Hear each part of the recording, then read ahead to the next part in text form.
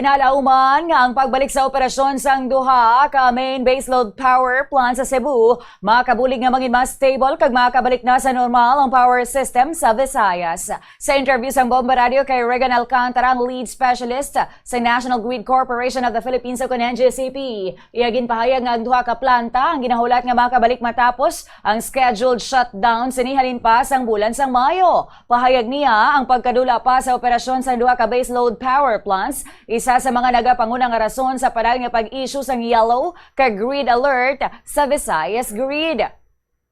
Samtang isa man sa mga rason nga nakaapekto sa power supply amo ang limitado nga power import halin sa Mindanao. Inibangod nga nagaatubang man sang outages ang pila ka power plants sa nasambit nga lugar kag nagataas man ang ila demand sa kuryente. Rason nga limitado ang power nga mahimo mahatag sa Visayas. Ginpahayag man ni Alcantara nga ginapaabot nga ang una nga planta makabalik sa August 22, samtang ang ikaduha naman ginapaabot sa August 30 ug 31 kung masunod ang ila target schedule. Dugang pa sini ang kada isa nga planta may kapasidad nga 169 megawatts, rason nga dako ang madugang sini nga available power supply kag maging mas estable ang sistema sa Visayas. May ara gyapon kita sang grid alerts no nga ginapasaka. So ang main cause ni is ang aton nga ginahulat pa gyapon no nga mga main baseload power plants nga duha no sa Visayas Grid that are still